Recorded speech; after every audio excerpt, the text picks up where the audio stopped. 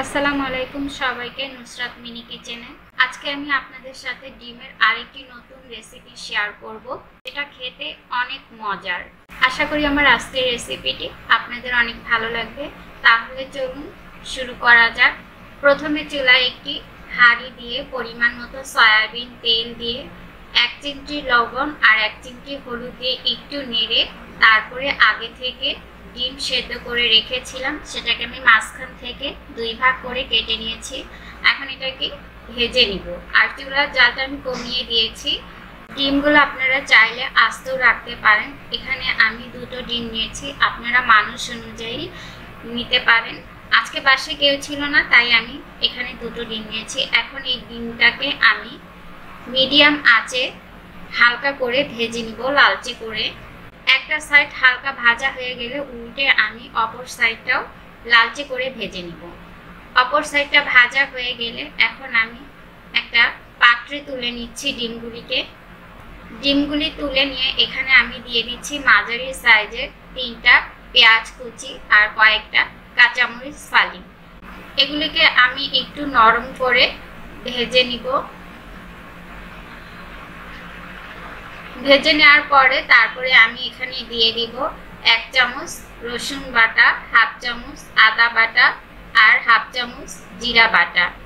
এগুলি দিয়ে আবারও আমি একটু ভেজে নিব, এতে করে আদা রসুনের কাঁচা গন্ধটা চলে যাবে। ভেজে নেওয়া হয়ে গেলে তারপরে আমি এখানে দিয়ে দিব সামান্য পরিমাণ পানি, কারণ এখন আমি শুকনো মশলা অ্যাড করব।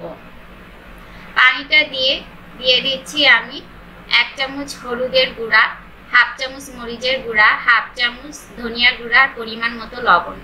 তারপরে সবকিছু একত্রে ভালো করে মিশিয়ে আমি নেড়ে চেড়ে ঢাকনা দিয়ে ঢেকে দিব মশলাটা খুব ভালোভাবে কষানোর জন্য। তারপর 10 মিনিট পরে ঢাকনাটা তুলে আবারও আমি মশলাটাকে নেড়ে চেড়ে আর একটু কষিয়ে নিব, এতে করে সম্পূর্ণভাবে মশলাটা ভালোভাবে কষানো হয়ে যাবে। আপনি মশলাটা যত কষাবেন তরকারিটা খেতে তত ভালো হবে। মশলাটা কষানো হয়ে গেলে আমি দিয়ে দিব এখানে 2 কাপ পরিমাণ আলু কুচি। আলুটা খুব ভালোভাবে ধুয়ে পরিষ্কার করে নিয়েছি। তারপরে দিয়ে খুব ভালোভাবে মশলার সাথে আমি মিশিয়ে নেড়ে চেড়ে ঢাকনা দিয়ে ঢেকে 15 মিনিট রান্না করে নিব। আর এর মাঝে অফ ক্যামেরায় একবার আমি ঢাকনা তুলে নেড়ে চেড়ে দিয়েছিলাম। এখন 15 মিনিট পরে আমি ঢাকনাটা তুলে আবারও একটু নেড়ে চেড়ে দিচ্ছি, আর দেখতে পাচ্ছেন এটা তল থেকে একটু লেগে লেগে আসছে আর খুব সুন্দরভাবে কষানো হয়ে গিয়েছে, আলুটা ভাজা ভাজা হয়ে গিয়েছে। ভালোভাবে নেড়ে চেড়ে এখন আমি দিয়ে দিব পরিমাণ মতো গরম পানি। আপনারা চাইলে নর্মাল তাপমাত্রার পানিটাও দিতে পারেন।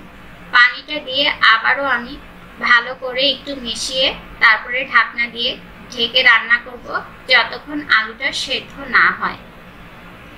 এখন আমি ঢাকনা দিয়ে ঢেকে দিচ্ছি আর এইভাবে আমি 20 মিনিট রান্না করব। 20 মিনিট পরে ঢাকনাটা তুলে নিচ্ছি।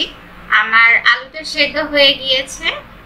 আমি আবার একটু নেড়ে চেড়ে দিচ্ছি, তারপরে দিয়ে দিব এখন আমি ভেজে রাখা ডিমটা। অফ ক্যামেরায় ঢাকনাটা তুলে আমি একবার তরকারিটা নেড়ে দিয়েছিলাম। ডিমটা দিয়ে আরও 5 মিনিট আমি ঢাকনা দিয়ে ঢেকে তারপরে তরকারিটা রান্না করব, এতে করে সম্পূর্ণ মশলাগুলি ডিমের ভিতরেও খুব ভালোভাবে ঢুকে যাবে।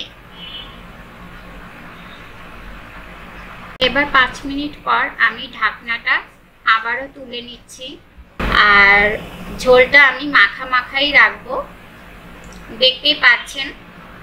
এখন আমি আবারও একটু নেড়ে চেড়ে দিয়ে দিব এখানে 1/2 চামচ গরম মশলার গুঁড়া। যেহেতু আজকে আমার কাছে ধনিয়া পাতাটা ছিল না, তাই গরম মশলাটা দিচ্ছি।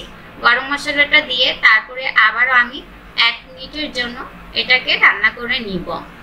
গরম মশলা দিয়ে আলতো হাতে এইভাবে একটু নেড়ে চেড়ে একটু নাড়িয়ে দিলে সবকিছু একত্রে ভালোভাবে মিশে যাবে। এই তো এরই মাঝে তৈরি হয়ে গেল মজাদার স্বাদের আমার ডিম আলুর তরকারি। আশা করি আমার আজকের রেসিপি আপনাদের ভালো লেগেছে। যদি ভালো লেগে থাকে একটি লাইক দিয়ে সাবস্ক্রাইব করে পাশে থাকার অনুরোধ রইল। আর যারা ফেসবুক পেজ থেকে দেখছেন লাইক দিয়ে অবশ্যই ফলো করে রাখবেন। আজকের মতো এখানে বিদায় নিচ্ছি। সবাই সুস্থ থাকবেন, ভালো থাকবেন, সবাই সবার জন্য দোয়া করবেন। আল্লাহ হাফেজ।